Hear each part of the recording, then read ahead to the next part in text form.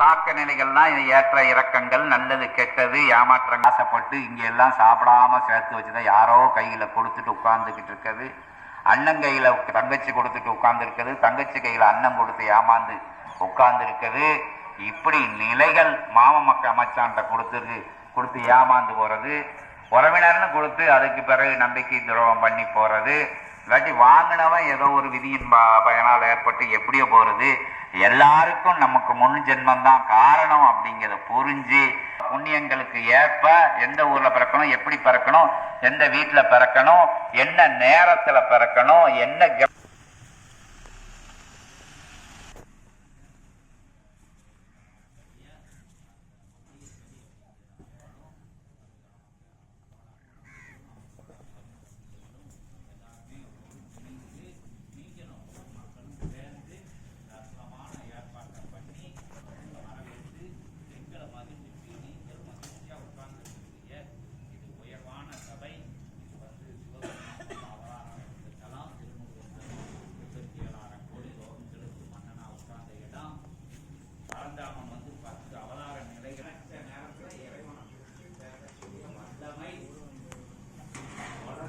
இதுவரைக்கும் எந்த ஞானி, எந்த மகான்,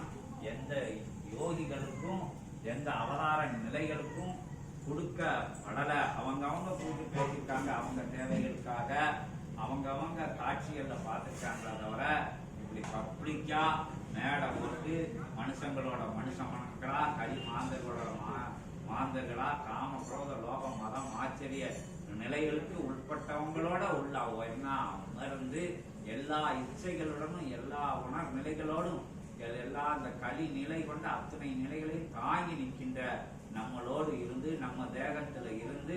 அற்புதமா பேசக்கூடிய நிலையில அந்த சித்த நிலை அடைஞ்ச சித்தனுக்குள்ள இருந்து ஆதி கைலாய சிவசூட்சம நூல் என்கின்ற அற்புதமான பெயரை வழியாக பேழையை தாங்கி நிற்கின்ற அற்புதமான அத்தகைய சிவமகா வாழை சித்தன் என்கின்ற அபராத சூட்சமத்துல இருந்து நக்கி நாடி வணங்கி வழிபட்டு உயர் சபை இது அப்படின்னு வழிபட்டு வந்த சீடர்களுக்குள்ள இருந்து ஆதி கைலாய சிவசூட்சம நூல் என்கின்ற அற்புத நூல் பிரளயமா பிரமாண்டமா பிரகாசமா உங்கள் முன்னே தோன்றி அதுல இருந்து சித்த பெருமக்கள் பேசுவாங்க. அகத்திய பெருமான் தான் அந்த தலைமை மாமுனியா இருக்காரு. அவர் வடிவமைச்ச சபை தான் யுக மாற்றத்துக்காக அந்த சபைன்னு சொல்லி இப்ப அகத்திய பெருமான பேசக்கூடிய நிகழ்வு அகத்திய பெருமான் உங்களிடம் உரையாற்றக்கூடிய நிகழ்வு சீடர்கள் வாயிலாக நிகழும் அப்படிங்கிற நிகழ்வினை உங்களுக்கு தெரிவித்து அற்புதமா அகத்தியத்தை அழைக்கும் நிகழ்வு நடைபெறும். அதுக்குள்ள அந்த கரண்ட் வரலான்னு கொஞ்சம்